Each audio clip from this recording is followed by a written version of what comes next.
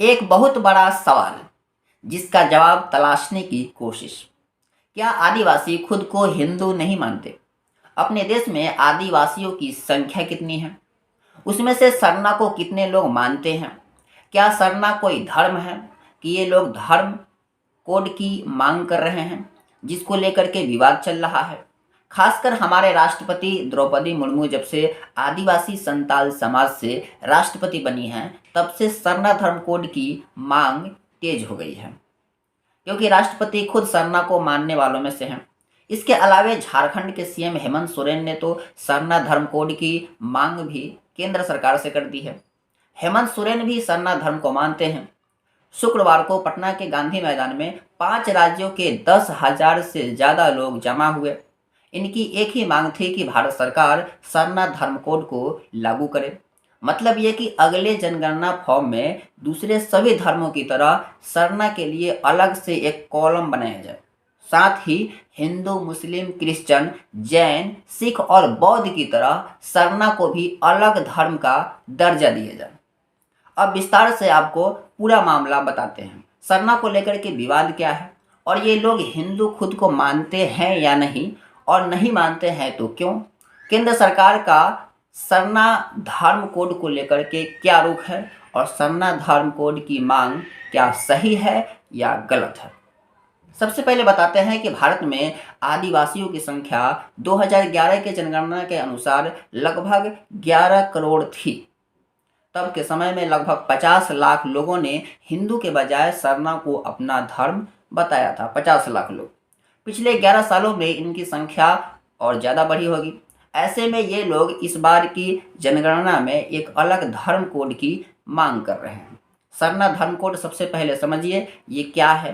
दोस्तों, आदिवासी के चंद लोग 50 लाख या उससे थोड़ा सा ज़्यादा खुद को हिंदू नहीं मानते हैं, बल्कि ये लोग सरना को मानते हैं। इन लोगों का मानना है कि सरना वे लोग हैं जो प्रकृति की पूजा करते हैं, मूर्ति पूजा में विश्वास नहीं करते, वर्ण व्यवस्था, स्वर्ग नर्क ये सब नहीं मानते हैं। हालांकि ये लोग शिव और दूसरे हिंदू देवी देवताओं की पूजा करते हैं।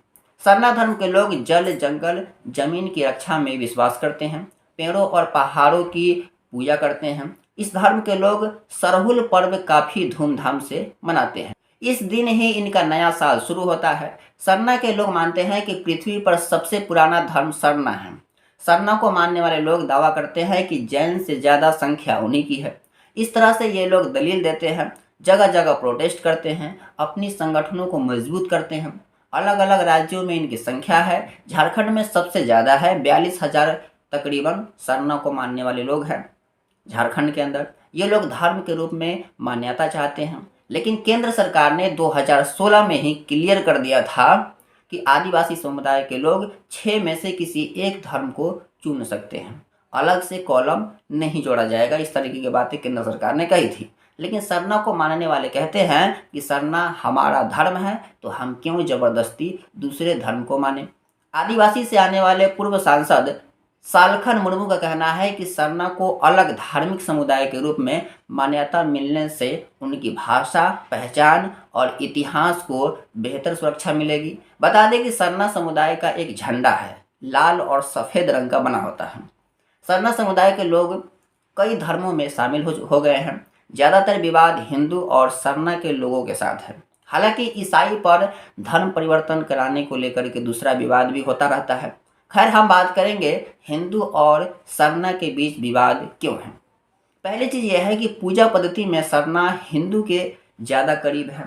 ऐसे में हिंदू लोगों का तर्क है कि सरना आदि हिंदू है, मतलब पहले हिंदू है, जिससे सरना के लोग खुद को अलग कर लेते हैं। लोकसभा के पूर्व उपाध्यक्ष करिया मुंडा कहते हैं कि आदिवासियों को बरगलाया जा रहा है। सरना एक पूजा स्थल है, पूजा स्थल कोई धर्म नहीं होता है। मोहन भागवत और उनके संघ के लोगों ने भी कहा था कि सरना कोई धर्म नहीं है। आदिवासी भी हिंदू धर्म कोड के अधीन है, इसलिए आदिवासी जनगणना में धर्म वाले कॉलम में अपना धर्म हिंदू लिखे, जिसके बाद सरना को मानने वाले लोग मोहन भागवत का विरोध किया, उनका पुतला जलाया। अब आप समझ गए होंगे कि सरना क्या है और पूरा विवाद क्या है। जय हिंद।